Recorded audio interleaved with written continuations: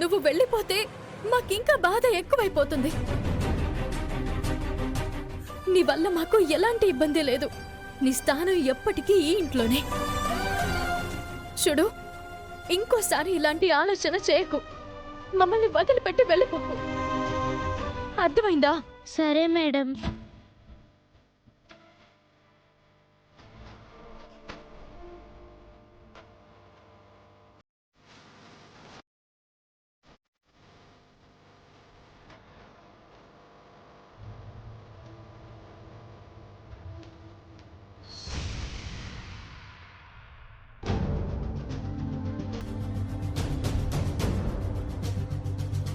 లోపలికి రామ్మా, కూర్చుంది కానీ రా. వద్దండి, కూర్చునేంత కుదురుగా లేదండి నా మనసు. ఏమైందమ్మా? నా బిడ్డకి నేను జన్మనిస్తే మీరు జీవితాన్నిచ్చారు. మీ దగ్గర మొదలైన అక్షయ జీవితానికి మీరే ఓ పరిష్కారం చూపించాలి. ఏం చేయమంటావమ్మా? రేపు మీరు మా ఇంటికొచ్చి అక్షయ అవని కూతురని అందరి ముందు నిజం చెప్పేయండి.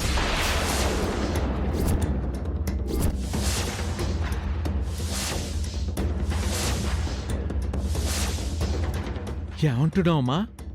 మీరు విన్నది కరెక్టే. నేనేం తొందరపడ్డం లేదు. 10 విధాలుగా ఆలోచించుకునే ఈ నిర్ణయం తీసుకున్నాను. దానివల్ల నీకు ప్రాణగండం ఉంది కదమ్మా. అన్నీ తెలిసి ఇలాంటి నిర్ణయం ఏంటమ్మా? నాకు ప్రాణగండవని నా బిడ్డకు దినదిన గండం చూపిస్తున్నట్టుంది. నా బిడ్డ బాధను, కష్టాలను, కన్నీరుని నేనింక చూడలేను. సింహాసనం మీద ఉండవలసిన మహర్జాతకురాలు ఇంకా అనాథలాగే జీవితం నడుతుంది. పూలదారిలో నడవాల్సిన గట్టమనేని వంశవారసురాలు ఇంకా ముళ్ళదారిలో నడుస్తుంది. నా బిడ్డకి విముక్తి కావాలి నారాయణరావు గారు.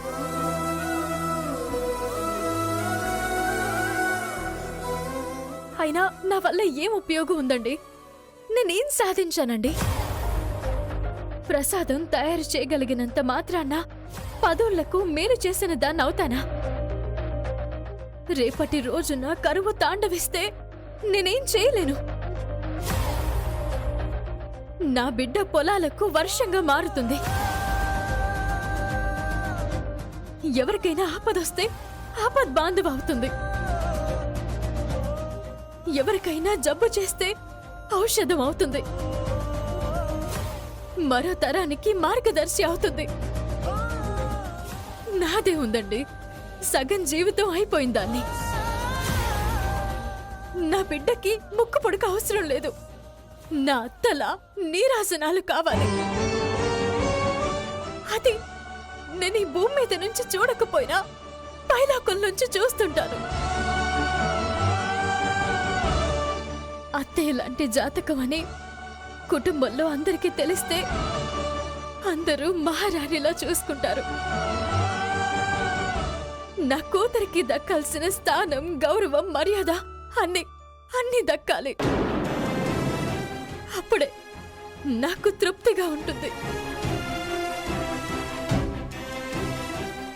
నేను బ్రతుకుండగా అవన్నీ చూడలేను. నేను పోయిన తర్వాత నా కూతురు అవన్నీ పొందాలి. అక్షయ నా బిడ్డని నేను చెప్తే వాళ్ళు నమ్మరు. అందుకే మీ సహాయం కోరుతున్నాను. దయచేసి నా బాధని అర్థం చేసుకోండి. మీకు చేతులెత్తి మొక్కుతున్నాను.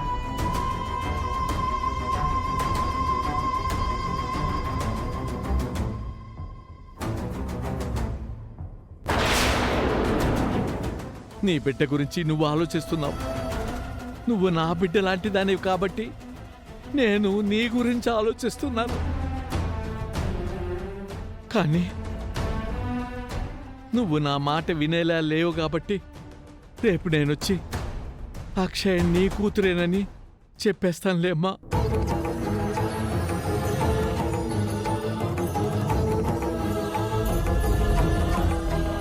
ఎదురు చూస్తూ ఉంటాను.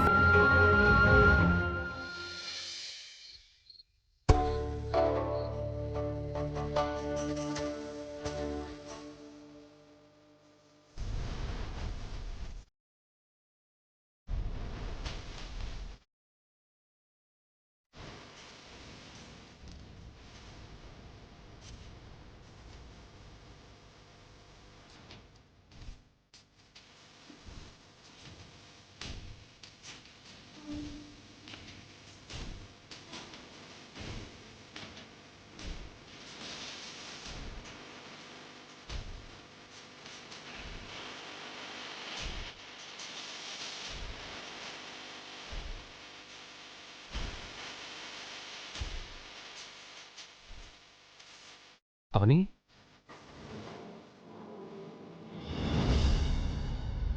ఆఫీస్ వర్క్ 5 నిమిషాలు అయిపోతుంది.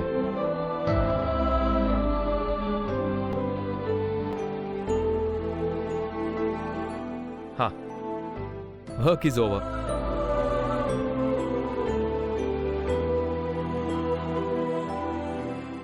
ఏమైంది అవని? ఎందుకు ఇలా ఉన్నావు? రేపటి నుంచి అక్షయ్కు ఎలాంటి సమస్యలుండవు. నువ్వు మాత్రం తండ్రిగా అక్షయ్ని బాగా చూసుకోవాలి బావా. నాకంటే ఎక్కువ బాధ్యత తీసుకున్నది నువ్వు. ఇప్పుడు నాకు అప్పగింతలు ఇస్తున్నావేంటి? బాధ్యతను మోసి మోసి అలసిపోయాను బావా. అందుకే విశ్రాంతి తీసుకోవాలనుకుంటున్నాను. పిల్లల విషయంలో ఏ తల్లి విశ్రాంతి తీసుకుంటానని అనదు. నువ్వు నా దగ్గర ఏదో అబద్ధం చెప్తున్నావు. ఏం లేదు బావా. నాకెప్పుడైనా జరగరాందేదైనా జరిగిందంటే నేను నీకు దూరమైతే అవని, నా దగ్గర ఇలాంటి పిచ్చి పిచ్చి మాటలు మాట్లాడుకో. తల్లిగా నీకు గండం ఉంది కాబట్టి అక్షయ్ మన బిడ్డ అన్న విషయం మనం ఎవ్వరికీ చెప్పడం లేదు. అలాంటప్పుడు నీకేం జరగదు. ఇంకొకసారి ఇలా మాట్లాడితే దెబ్బలు పడతాయి. నిద్రపోదాం. నువ్వు నిద్రపో బావా. నాకు వంటగదిలో పనుంది, చూసుకుని వస్తాను. అవని, నువ్వు వచ్చేంత వరకు ఎదురు చూస్తూ ఉంటాను.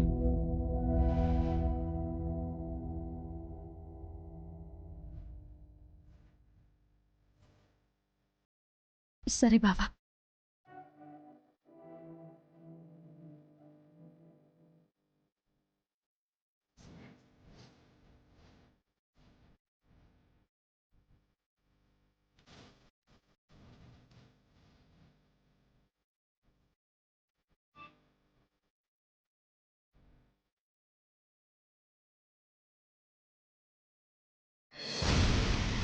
నా కూతురి జీవితం బాగుండాలి.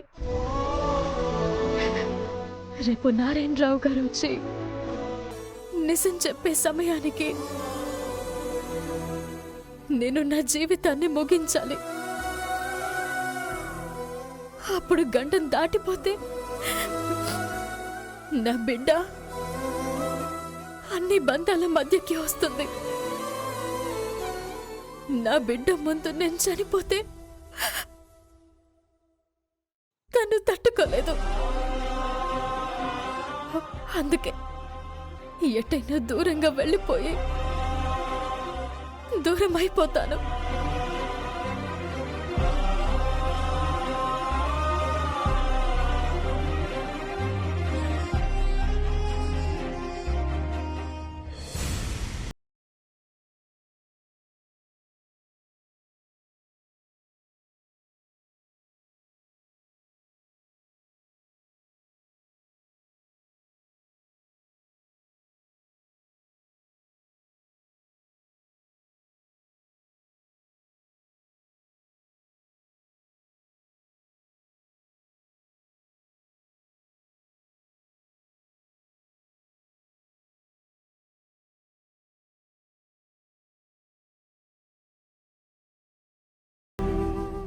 వారసురాలి గురించి ఇంటి పెద్దలు, కూతురు గురించి నేను, నా బావ ఎంతో కాలంగా ఎదురు చూస్తున్నాం. నా కూతురు ఎక్కడుందో తెలిసినా ఆ నిజం నేను బయటికి చెప్పలేకుండా ఉన్నాను. మహర్ జాతకంతో పుట్టిన ఈ ఇంటి వారసురాలైన నా కూతురి బాధ్యత అంతా నీదే తల్లి.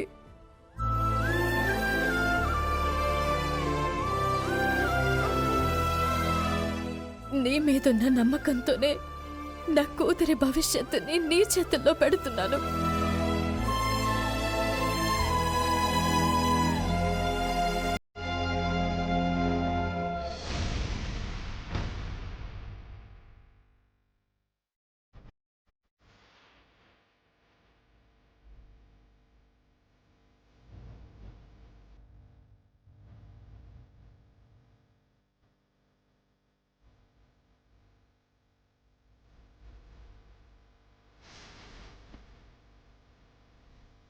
రేపటితో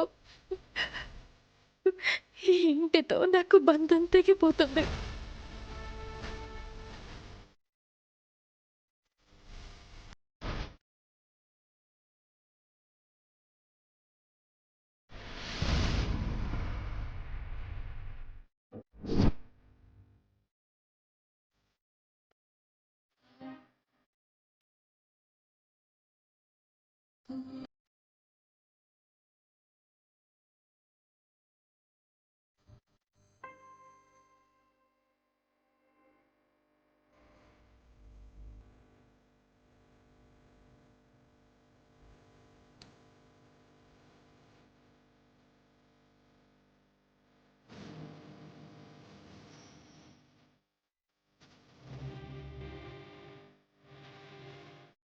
పట్టు పరుపులు నీ సొంతమైనా ఇలా నేల మీద పడుకున్నావు. రేపు నీ గురించి అందరికి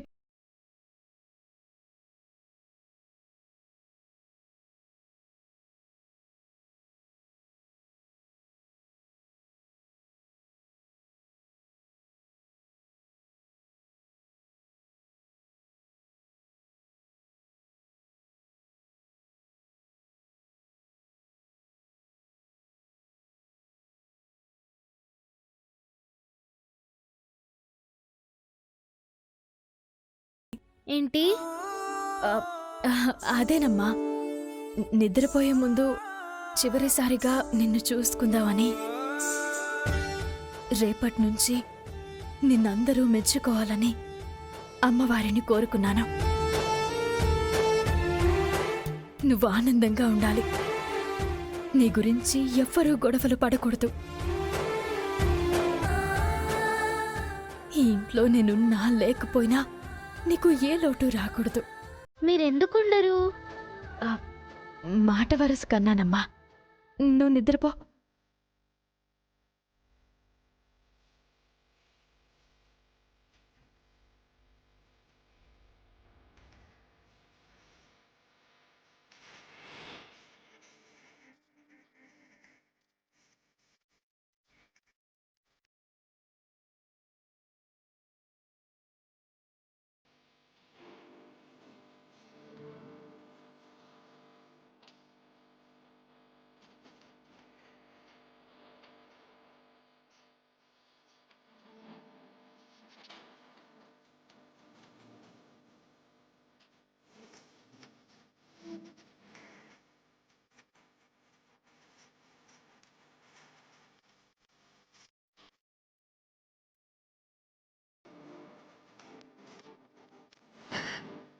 రేపటితో నా భర్త బిడ్డకి దూరమైపోతున్నాను.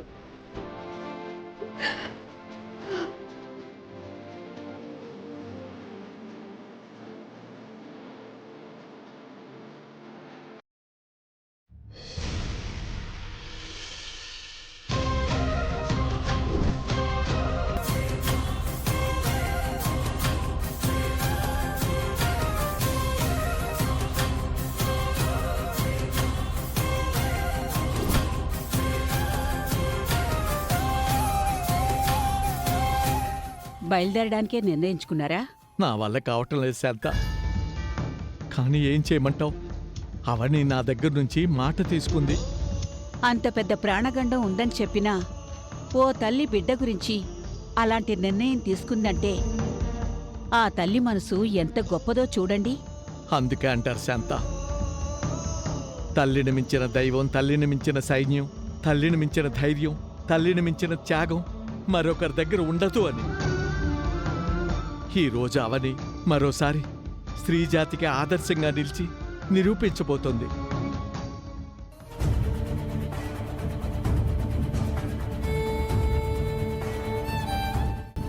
మాటిచ్చిన ప్రకారం ఇక నేను బయలుదేరక తప్పదు.